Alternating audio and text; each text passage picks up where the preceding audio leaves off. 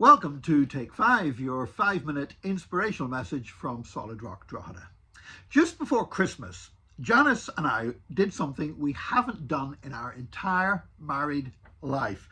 We went to a classical music concert. Now, we did go to a classical concert years ago. I can't even remember what the music was, but we went to a classical music concert in London when we were engaged to be married 39 years ago. But ever since we got married, never repeated the experience. So we went to a classical music concert in the National Concert Hall in Dublin just before Christmas. There was a couple of symphonies by Haydn, and there was a piano concerto by Beethoven. Now, I actually enjoyed it. I didn't fully understand it all the sort of rituals that go along with a classical music concert. I wasn't quite familiar with it all. I didn't quite know when to clap and when not to clap when the music stops, for example. But one thing that really struck me about it as a newcomer, as an outsider, a stranger looking in, was the attitude to late comers.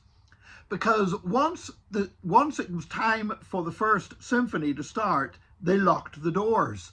And there was empty seats around. There were people who had tickets to come and hadn't made it on time, and they were locked out.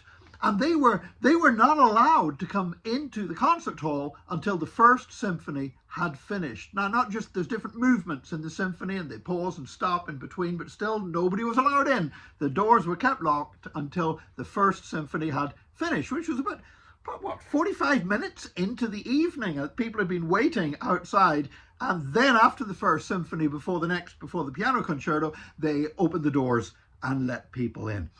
And I thought, what a contrast with what happens in churches on a Sunday. Because on a Sunday, of course, you have people turning up at all times. I mean, people turn up, there's been a couple of times in our church when I've had to leave a little bit early in order to get off to another church to preach. And so I've basically said to the congregation, look, I'm just handing over for the last 15 minutes or so to somebody else, and I'm going to be on my way. And as I'm going out the car park, there's still people arriving, like 15 minutes, even 10 minutes before the end of the church. And sometimes those people come up to me afterwards and say, that was a lovely service. And I want to say, yeah, and it was a short one as well for you, wasn't it? But what a contrast. I mean, people are locked out of the concert if they arrive even a few seconds after the doors are closed, and they don't get in again until they can come in at a time when it's not going to disturb everyone else. Now don't worry. We don't have any plans to implement such a policy at Solid Rock Drogheda or any other churches that I'm aware of. I think we operate more grace than the National Concert Hall does. But it made me think about this thing about being on time. Now, I'll be honest with you, I've not, I know many people who have, but I've never missed a flight because I turned up late at the airport. I have missed a flight because of late connections, because the incoming flight was delayed because it took too long to make our way through the airport to make the connection.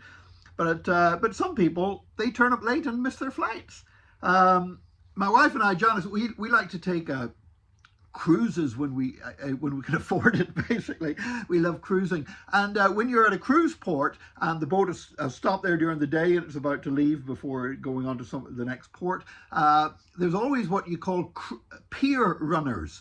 And pier runners are the people who are late. They're getting back to the boat after the time they were told to get back, and they're running along the pier trying to get back to the boat before the doors are closed and the boat sails away. And everybody's out on the balconies watching and cheering them and clapping them as they're arriving. And some people do get left behind because they don't make it on time.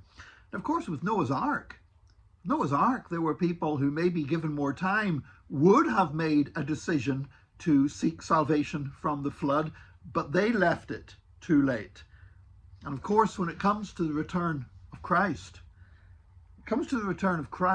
saying I was going to do it is not going to cut it. Leaving it too late to receive Jesus is not going to be enough. There is a spirit in connection with Noah's Ark. In Genesis chapter 6, God says, my spirit will not strive with man forever.